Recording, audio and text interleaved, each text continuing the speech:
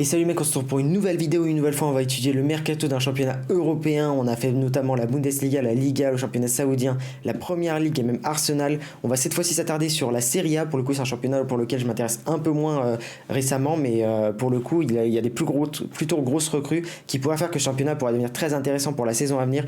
Et on va voir tout de suite en commençant par le Napoli. Le Napoli qui a signé Giacomo Raspadori, qui était déjà en prêt avec option d'achat depuis Sassuolo et qui du coup a signé définitivement pour 26 millions du côté du Napoli. Raspadori, c'est 82 matchs, 18 buts et 9 passes décisives du côté de Sassuolo. Il n'a pas eu tout le temps sa chance l'année dernière, notamment avec Osimhen qui était titulaire indiscutable devant. Il a quand même gagné l'Euro 2020 avec l'Italie et le Calcio avec le Napoli la saison dernière. Du coup, il signe pour 26 millions d'euros pour un salaire d'environ 2,5 millions d'euros du côté du Napoli. Giovanni Simeone, le fils de Diego Simeone, qui était aussi en prêt en provenance de l'Hellas Vérone la saison dernière, rejoint définitivement le Napoli pour 12 millions d'euros.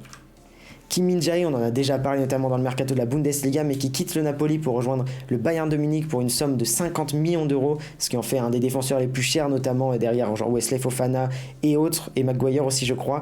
Mais voilà, défenseur très solide, assez rapide du coup, qui rejoint le Bayern et qui pourra étoffer cette défense déjà très très solide avec notamment Upamecano et Mathis de Ligt. Andrea Petagna va quitter le Napoli pour rejoindre Monza, club italien où il y a notamment Pablo Mari qui a quitté Arsenal cette saison pour 10 millions d'euros.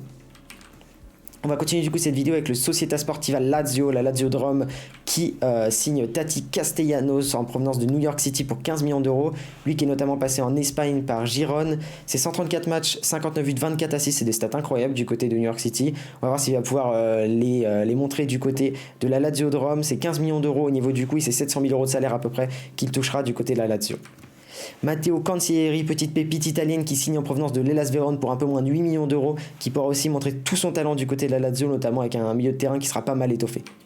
Sergei Milinkovic-Savic va quitter la Lazio de Rome et céder aux sirènes saoudiennes pour 40 millions d'euros et du coup va rejoindre Al Hilal, le joueur dont on avait annoncé pour pas mal de clubs européens. Il y avait un peu d'Arsenal, il y avait un peu du Paris Saint-Germain, enfin voilà, il y avait des gros clubs qui étaient sur Milinkovic-Savic. Finalement ça file du côté de l'Arabie Saoudite. Francesco Acerbi, un défenseur confirmé italien du championnat de Serie A, qui quitte la Lazio pour rejoindre un autre gros club italien qui est l'Inter de Milan pour 3,5 millions d'euros. Et enfin pour terminer ce mercato avec la Lazio, Luca Romero, la petite pépite laziale qui quitte du coup la Lazio pour rejoindre l'AC Milan gratuitement. On l'a vu notamment marquer un but face au Real Madrid il y a quelques nuits de ça dans un match amical qui était plutôt joli. Donc voilà, pourquoi pas montrer tout son talent du côté de l'AC Milan et devenir un gros joueur. On va continuer du coup ce mercato avec l'Inter de Milan et notamment avec Christian Aslani qui quitte le Empoli pour rejoindre l'Inter de Milan. Pareil, petite pépite, joueur assez jeune pour 10 millions d'euros. C'était 57 matchs, 11 buts et 4 passes D. Mais bon, je pense qu'avec les joueurs de l'Inter Milan, ça va être plus efficace pour lui faire des passes décisives et lui-même pour en délivrer. C'est 10 millions d'euros et c'est un salaire d'un peu moins d'1 million d'euros pour Christian Aslani. Jan Aurel Bisek qui quitte le club danois d'Aarhus pour rejoindre l'Inter de Milan, jeune joueur de 20 ans qui pourra aussi montrer tout son talent du côté de l'Inter et il rejoint le club pour 7 millions d'euros seulement. Et Marcus Thuram qui quitte le Borussia Mönchengladbach, on l'avait annoncé notamment dans la vidéo de Bundesliga et ça fait pas mal de bruit pour le coup parce qu'il quitte le club gratuitement. Il était en fin de contrat, il aurait pu signer partout, il choisit de signer du côté de l'Inter de Milan pour renforcer le club interiste et pourquoi pas aller chercher le Calcio l'année prochaine. André Onana dans le sens des départs qui quitte le club interiste pour rejoindre Manchester United qui vient de perdre David De Gea en fin de contrat. 52 millions d'euros dans la transaction qui pourra permettre notamment à l'Inter de continuer de se renforcer pour cette fin de mercato. Andrea Pinamonti toujours dans le sens des départs qui quitte l'Inter de Milan pour rejoindre Sassuolo pour 20 millions d'euros. Difficile de s'imposer quand devant on a des joueurs notamment comme Martinez qui attire toute la lumière sur eux et qui du coup prennent toutes les places de titulaires pour les matchs notamment, donc c'est difficile de s'imposer et de jouer plus de matchs que ça, donc Pinamonti qui quitte l'Inter. Marcelo Brozovic aussi, bon ça on l'avait déjà annoncé aussi, qui quitte l'Inter de Milan pour rejoindre Al Nassr pour 18 millions d'euros, pareil, un nouveau joueur qui cède aux sirènes saoudiennes comme notamment Milinkovic-Savic. Milan Skriniar quitte l'Inter de Milan pour rejoindre le Paris Saint-Germain. Ça fait quelques années qu'on annonce Skriniar au Paris Saint-Germain avec des montants de transfert à chaque fois plus ou moins élevés. Cette fois-ci, fin de contrat, du coup c'est gratuit et du coup c'est le Paris Saint-Germain qui va remporter le jeune défenseur. Edin Dzeko qui a notamment fait plusieurs clubs comme Manchester City, l'AS Roma et l'Inter de Milan qui quitte le club interiste pour aller rejoindre Fenerbahçe gratuitement, pareil fin de contrat, donc une grosse prime à signature et un joli salaire à la clé, mais en tout cas il n'y aura pas d'indemnité transfert pour Fenerbahçe. On va continuer du coup cette vidéo mercato avec l'AC Milan. L'AC Milan qui signe Christian Pulisic, le joueur qui a toujours eu du mal à s'imposer du côté de Chelsea. C'est pas le seul, il y en a pas mal qui n'arrivent pas à s'imposer dans un gros club comme ça. C'est toujours compliqué, surtout quand il y a une belle concurrence en face. Voilà, qui rejoint l'AC Milan pour 20 millions d'euros. C'est 145 matchs, 26 buts, 21 passes D. Après, c'est des stats où souvent il est rentré en cours de match, donc c'est difficile de les prendre en compte comme si c'était un joueur titulaire. Il a quand même remporté plusieurs trophées du côté de Chelsea, le Mondial des clubs, la Ligue des Champions et la Super Coupe d'Europe. Et lorsqu'il était à Dortmund, il a gagné aussi une Coupe d'Allemagne. C'est 20 millions d'euros le montant de transfert et un peu moins de 8 millions d'euros de salaire qu'il touchera en Italie. Tiani Reinders quitte l'AZ Alkmaar pour rejoindre le Milan AC, le jeune milieu de terrain néerlandais de 20 ans qui rejoint du coup cette équipe de Milan AC pour 19 millions d'euros. Grosse recrue pour le coup et gros joueur qui va pas montrer tout son talent du côté de l'Italie. Ruben Loftus-Cheek, dans la même veine que Christian Pulisic, il quitte le Chelsea pour rejoindre l'AC Milan pour 16 millions d'euros. Pareil, difficile de s'imposer. Quant au milieu de terrain, on a Kovacic, on a N'Golo Kanté, notamment, voilà, des gros joueurs au milieu de terrain qui font que c'est difficile de s'imposer pour un joueur comme Ruben Loftus-Cheek qui du coup quitte Chelsea pour rejoindre l'AC Milan.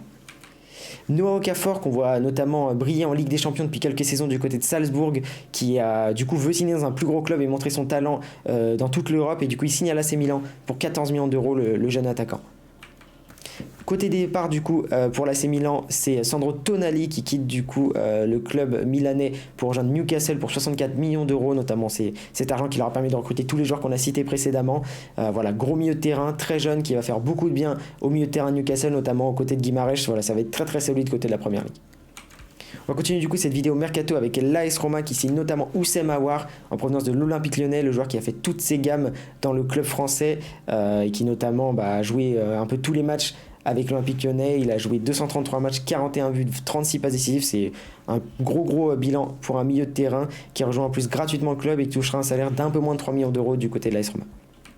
Evan Ndika, qu'on a annoncé un temps du côté d'Arsenal, du côté du Paris Saint-Germain notamment, et dans beaucoup de clubs parce qu'il a été gratuit et que c'est un gros défenseur central du côté de Francfort qui du coup rejoint l'AS Roma gratuitement.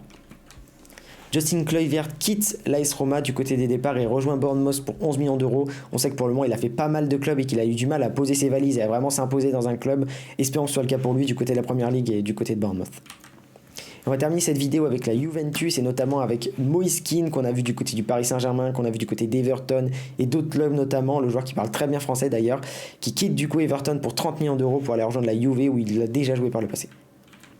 Manuel Locatelli qui était prêté aussi du côté de la Juventus par Sassuolo, qui du coup rejoint définitivement le club turinois pour 30 millions d'euros. Lui qui est un gros milieu de terrain qui a fait beaucoup de bien à la Juventus la saison passée et qui va continuer à le faire dans l'avenir puisqu'il signe tout simplement définitivement dans le club turinois. Timothy Weah qui quitte le nord de la France et le LOSC pour 11 millions d'euros pour rejoindre la Juventus. Timothy Weah, c'est 107 matchs, 8 buts et 8 passes décisives. C'est pas des stats incroyables pour le coup, il a quand même pas mal de trophées. Il a 3 Ligue 1, 2 trophées des champions et une Coupe d'Écosse lorsqu'il était au Celtic Glasgow, qui du coup quitte le LOSC pour 11 millions d'euros et qui touchera un salaire d'environ 2 millions d'euros du côté du club turinois. Et enfin, on va terminer du coup avec Arkadiusz Milik qui quitte la cité phocéenne pour 6 millions d'euros, qui rejoint la Juventus Turin et qui notamment va croiser un certain Pierre-Emerick Aubameyang du coup qui rejoint l'Olympique de Marseille un peu pour le remplacer, on va dire, même si c'est probablement un peu plus haut niveau dans l'heure actuelle puisque Milik c'était quand même fort par le passé mais un peu compliqué du côté de l'OM, donc voilà. Grosse recrue pour la Juve en espérant qu'il va pouvoir relever son niveau et remontrer le niveau qu'il avait auparavant avant de quitter le championnat italien. Voilà pour cette vidéo mercato les mecs, si vous avez apprécié n'hésitez pas à lâcher votre petit like, à me dire le championnat que vous voulez que je fasse après. Il va rester notamment la Ligue 1, on pourra avoir après le championnat portugais, le championnat suisse peut-être, le championnat néerlandais. Voilà, il reste encore quelques championnats qui ne sont pas parmi les plus gros championnats à part la Ligue 1 que je pourrais faire. Donc voilà, si jamais vous en voulez que j'en fasse un en particulier, n'hésitez pas à me le dire dans les commentaires, à vous abonner à la chaîne YouTube aussi. Il y a IFC qui arrive bientôt dans quelques mois. Je continue de sortir des vidéos mercato, il devrait y avoir un mode carrière narratif qui sortira sur FIFA 23 pour un peu tester avant que le prochain sort. Donc voilà, si jamais vous kiffez, n'hésitez pas à vous abonner. En tout cas, moi je vais m'arrêter là. Je vous souhaite une bonne journée, une bonne soirée. Allez, ciao les mecs.